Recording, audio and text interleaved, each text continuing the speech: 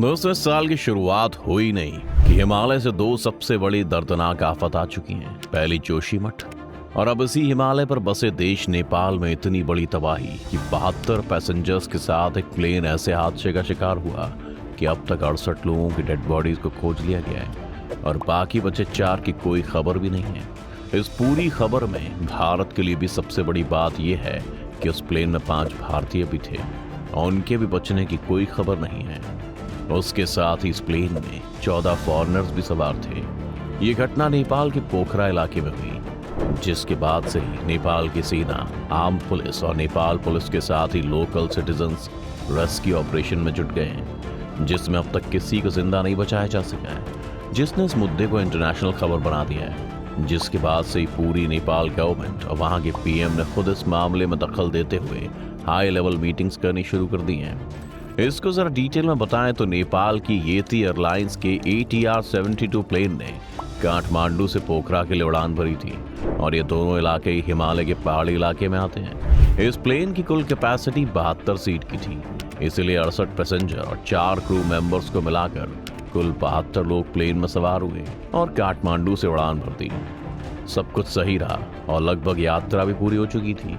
Plane अपने destination पोखरा के करीब ही पहुंचा था कि लैंडिंग से महज 10 सेकंड पहले ही क्रैश हो गया।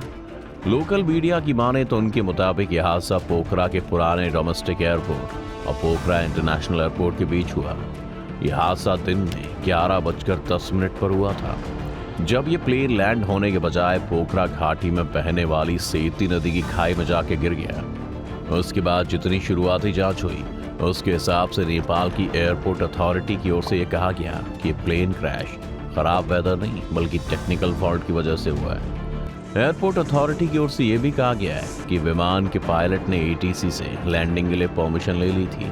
पोखरा ATC की ओर से लैंडिंग के लिए ओके भी कह दिया गया था, लेकिन सिविल एविएशन अथॉरिटी का कहना है कि लैंडिंग से ठीक पहले अचानक प्लेन में आग की लपटें दिखाई दी थी, जिसके बाद यह हादसा हुआ।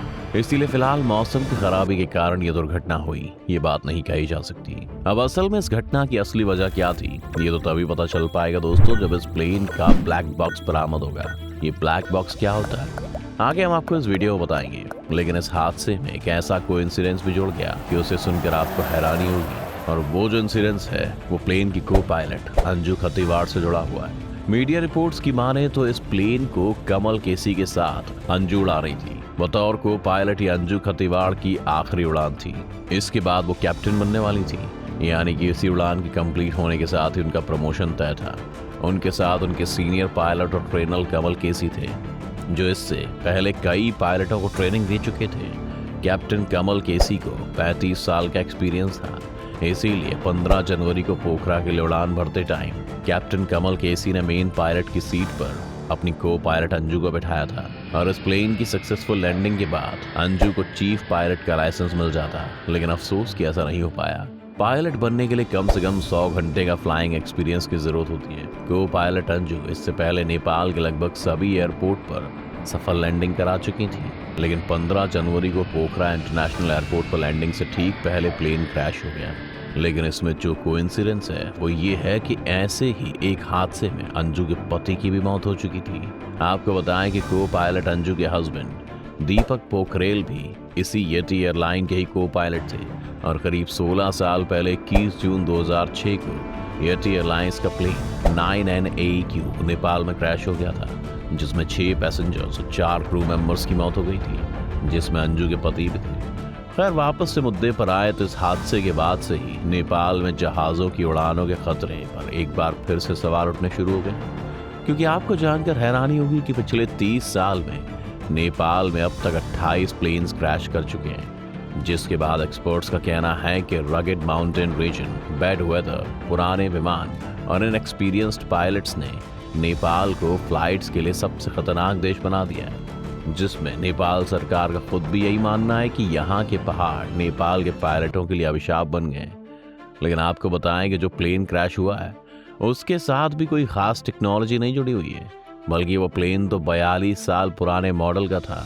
इस मॉडल का पहला विमान 1981 में बना था। इसके बाद 100 से ज़्यादा देशों के करीब 200 एयरलाइंस में इस प्लेन को शामिल किया गया। इस मॉडल के एयरक्राफ्ट को फ्रेंच कंपनी एयरबस और इटालियन एविएशन कंपनी लियोनार्डो ने मिलकर बनाया था। ये कंपनी कार्गो और कॉर्पोरेट एयरक्राफ्ट प्लेन भी बनाती है। उसकी ये पैसेंजर प्लेन काफ़ी ज़्यादा इस्तेमाल में लाई जाती है। खैर, नेपाल को ये समझना होगा कि उसके लिए कोई प्लेन सिक्योर तभी है जब वो नेपाल के पहाड़ी इलाकों को देखकर डिज़ाइन की गई हो। लेकिन आखिर नेपाल में किसी प्लेन को उड़ान भरने के साथ इतने खतरे क्यों आ जाते हैं, उससे समझना भी बहुत ज़रूरी है। तो आइए आपको समझाते हैं कि नेपाल क्यों हवाई जहाज का कब्रिस्तान बनता जा रहा है। सबसे पहले अगर वहां की सरकारी एजेंसीज की बात माने तो नेपाल के सिविल एविएशन अथॉरिटी ने 2019 की सेफ्टी रिपोर्ट के मुताबिक देश की डेंजरस जियोग्राफिकल लोकेशन पायलटों के सामने एक बड़ी चुनौती होती है। नेपाल में लगभग 3 करोड़ लोग रहते हैं। ये दुनिया के 14 सबसे ऊंचे पहाड़ों में से एक माउंट एवरेस्ट के साथ ही उसमें से 8 और सबसे ऊंचे पहाड़ मौजूद हैं।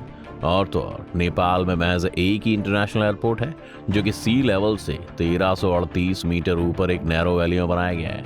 अब ये वैली इतनी सक्रिय है कि इसकी वजह से कभी कभी प्लेन्स को मुड़ने के लिए काफ़ी कम जगह मिल पाती है। इसके अलावा आपको बताएं कि नेपाल के नॉर्थ ईस्ट में मौजूद लुकला शहर का एक एयरपोर्ट दुनिया के सबसे डेंजरस एयरपोर्ट्स में से एक है। अब ऐसा क्यों है, उसे समझने के लिए आपको बताएं कि एयरपोर्ट एवरेस्ट के करीब है और ऐसे में इस एयरपोर्ट को एवरेस्ट का एंट्री गेट भी कहा जाता है। इसलिए इस एयरपोर्ट के रनवे को पहाड़ों के बीच एक चट्टान को काट कर बनाया गया है। अब इसकी सिचुएशनिंग अगर आप समझें तो लुकला एयरपोर्ट के रनवे को एक एज पर जायंट माउंटेन तो दूसरे एज पर खतरनाक खाई है। ऐसे में इस एयरपोर्ट पर कोई नौसिखिया पायलट प्लेन नहीं चला सकता। इसलिए ट्रेन पायलटों को इस हवाई अड्डे पर प्लेन को उतारने और उड़ान भरने की इजाजत है। ऐसा इसलिए क्योंकि वहां पर एक छोटी सी भूल भी प्लेन में सवार सभी पैसेंजर्स की जान ले सकती है। इस तरह से आप समझ सकते हैं कि नेपाल में जो भी एयरपोर्ट्स बने हुए हैं वो पूरी तरह से सिक्योर नहीं है और सिक्योर करने का कोई ऑप्शन भी मौजूद नहीं है। इसलिए नेपाल की एयरलाइंस कंपनियों को इन्हीं एयरपोर्ट से काम चलाना पड़ता है। एयरपोर्ट्स की लोकेशन और पहाड़ के बाद अगले कारण की बात करें तो वो है नेपाल यानी कि हिमालय का मौसम, जो कि आमतौर पर कितनी तेजी से बदलता है यानी खराब होता है, ये शायद आपको पता ही होगा। और यही मौसम जो प्लेन्स की उड़ान को काफी खतरनाक बना देता है। पल पल बदलते मौसम के कारण पायलटों को प्लेन के नेविगेट करना मुश्किल हो जाता है, वो भी तब जब मौसम अचानक बदल जाए और सामने कुछ भी दिखाई ना दे, बस धुंध हो या तूफान। साथ ही बर्फबारी से एयरपोर्ट के रनवे काफी खतरनाक हो जाते हैं। इन सिचुएशन में पायलटों से होने वाली थोड़ी सी चूक भी लैंडिंग को जानलेवा बना सकती है। अब ये तो हो गई मौसम और एयरपोर्ट्स की मुश्किलें। इसके बाद नेपाल के साथ एक और बड़ी समस्या ये है कि वहाँ पर आज भी टेक्नोलॉजी की बहुत कमी है। इसलिए वहाँ पर आज भी बेहतर रेडार और बेस्ट स्टाफ की कमी पाई ही जाती है। इसी की वजह से पायलटों को प्लेन चलाने में बहुत मुश्किल हो जाती है, क्योंकि उन्हें क्लियर सिग्नल और मौसम का अंदाज़ा टाइम पर नहीं हो पाता है। इसी के साथ ही पुराने डिज़ाइन के प्लेन होने के नाते उसमें ढंग से सेंसर मौजूद नहीं होते जो ऑटोमेटिक अलर्ट से पायलट को पहले ही चेतावनी दें। इसी कारण आज नेपाल की एविएशन इंडस्ट्री की हालत ऐसी हो गई है कि नेपाल के खराब एविएशन रिकॉर्ड की वजह से यूरोपीय कमीशन ने नेपाली एयरलाइंस पर 28 देशों के ब्लॉक में उड़ान भरने पर पूरी तरह से बैन लगा रखा है। अब नेपाल एक ऐसा देश है जिसके पास ज़्यादा रिसोर्स और जगह नहीं है, इसीलिए इसमें सरकारी अफसर भी इस बात का फ़ायदा उठाते हैं और अपनी एविएशन को और बेहतर बनाने के बजाय करप्शन में मिले हुए पाए जाते हैं। इसलिए आज नेपाल की एविएशन अथॉरिटी करप्शन के आरोपों से भी घिरी हुई है। कहा जाता है कि 2019 में यूरोपीय एरोस्पेस कंपनी एयरबस ने नेपाल एयरलाइंस कॉरपोरेशन के लिए 2 नैरो बॉडी वाले एयरबस A320 जेट की डील के लिए नेपाली बिजनेसमैन ऑफिशियल्स को 34 लाख यूरो यानी कि 3 करोड़ रुपए की ब्राइब दी थी। इसीलिए उन्होंने एयरबस की प्लेन को फाइनल झंडी दी थी। खैर, ये तो एक मामला हो गया, लेकिन ऐसे न जाने कितने मामले हैं जिसमें वहाँ की अथॉरिटी पैसे लेकर बिना अपने देश की कंडीशन को समझे प्लेन्स को मंजूरी देती होगी, जिसकी वजह से अगर हम आपको नेपाल के प्लेन हादसे के इतिहास से रूबरू करवाएं तो आप भी इसे इंसिडेंट नहीं बल्कि सोची समझी लापरवाही कहेंगे। इसलिए पिछले कुछ सालों में भले ही नेपाल की एयर इंडस्ट्री में तेजी आई हो, लेकिन यहाँ होने वाले प्लेन क्रैशेस में कोई कमी नहीं आई है। खराब ट्रेनिंग और रखरखाव की वजह से नेपाल में ज्यादातर हादसे होते ही रहे हैं। जैसे बात करें 2019 की तो उसमें एयर डायनेस्टी कंपनी का हेलीकॉप्टर एक पहाड़ी से टकरा गया था। काठमांडू जा रहा हेलीकॉप्टर रास्ता भटकने के बाद क्रैश हो गया था। अब आप कहेंगे कि हम हेलीकॉप्टर की बात क्यों कर रहे हैं, तो ये मुद्दा इसलिए बड़ा था क्योंकि इस हादसे में नेपाल के टूरिज्म मिनिस्टर रविंद्र अधिकारी और एंटरप्रेन्योर आंग छिरिंग शेरपा के साथ ही 7 लोगों की मौत हो गई थी। इसके बाद अगर 1 साल पीछे जाएं तो 12 मार्च 2018 को यूएस बांग्ला एयरलाइंस का एक 76 सीटर प्लेन का वो हादसा शायद कोई नहीं भूल सकता है, जिसमें त्रिभुवन इंटरनेशनल एयरपोर्ट पर प्लेन उतरते समय क्रैश हो गया था, जिसमें 51 लोगों की मौत हो गई थी। और यह हादसा बिल्कुल अभी के हादसे की तरह ही था, जो लैंडिंग से पहले ही दुर्घटना का शिकार हो गया। फरवरी 2016 में एक ऐसी रहस्यमयी दुर्घटना इसी पोखरा एयरपोर्ट के पास हुई थी, जब वहां से जोमसन के लिए एक प्लेन ने उड़ान भरने के लिए 8 मिनट के बाद ही रडार से लापता हो गया था वो। जिसके बाद जब सर्च ऑपरेशन हुआ तो प्लेन के मलबे के साथ, जिसमें 23 की डेड बॉडी मिली, उसके थोड़े पहले चले तो सितंबर 2012 में सीता एयर फ्लाइट 601 के क्रैश होने के बाद 19 लोगों की मौत हो गई थी। ये डोमेस्टिक एयरक्राफ्ट इमरजेंसी लैंडिंग करते समय काठमांडू में हादसे का शिकार हो गया था। और तो 2012 में इसी एयरपोर्ट पर एक और विमान का हादसा हुआ था, जिसमें 15 लोगों की मौत हो गई थी। लेकिन नेपाल के इतिहास में सबसे बड़ा प्लेन क्रैश आज से 30 साल पहले यानी 1992 में हुआ था। दरअसल जुलाई 1992 में पाकिस्तान इंटरनेशनल एयरलाइंस का एक प्लेन काठमांडू इंटरनेशनल एयरपोर्ट पर इतना भयानक क्रैश हुआ कि इसमें सवार सभी 167 पैसेंजर्स की मौत हो गई थी। अब आप इन सभी हादसों से समझ सकते हैं कि नेपाल में लैंडिंग से लेकर पहाड़ी से टकराने तक और रडार से गायब होने से लेकर पायलट्स की लापरवाही तक हर तरह के हादसे समय समय पर होते रहते हैं। इसलिए आज इस देश की एयरलाइंस पर भरोसा करना और वहां पर हवाई यात्रा करना इतना खतरनाक हो गया है कि अब कोई भी दोबारा नेपाली एयरलाइंस में यात्रा करने से पहले 100 बार सोचेगा, क्योंकि इंटरनेशनल लेवल पर इस तरह की लापरवाही से किसी देश के ऊपर कैसे बैन लग सकते हैं, ये नेपाल को समझना चाहिए। खैर, अभी तो समझने की बात ये है कि जब 15 जनवरी के इस हादसे से पहले पायलट को 2 बार लैंडिंग की परमिशन मिल गई थी, तो आखिर यह हादसा हुआ कैसे, जो पूरी तरह से तभी पता किया जा सकेगा जब इस प्लेन का ब्लैक बॉक्स ढूंढा जाएगा। अब ये ब्लैक बॉक्स क्या होता है और कैसे ये प्लेन क्रैश की पूरी कहानी बताएगा, आइए इसे भी समझते हैं। सबसे पहले तो आप ये समझ लीजिए कि बस इसका नाम ही ब्लैक बॉक्स है। असल में ब्लैक बॉक्स का रंग ब्लैक या काला नहीं बल्कि ऑरेंज रंग का होता है। आपको बता दें कि बॉक्स स्टील या टाइटेनियम से बनी इलेक्ट्रॉनिक रिकॉर्डिंग डिवाइस है, जो किसी भी प्लेन के क्रैश होने पर इन्वेस्टिगेटर्स को उसकी वजह जानने में मदद करती है। ऐसा कैसे? तो दोस्तों, दरअसल ब्लैक बॉक्स को फ्लाइट रिकॉर्डर भी कहते हैं। ये 2 तरह के होते हैं, जिनमें से एक होता है जो कि फ्लाइट का डेटा रिकॉर्ड करता है, जिसे FDR कहते हैं।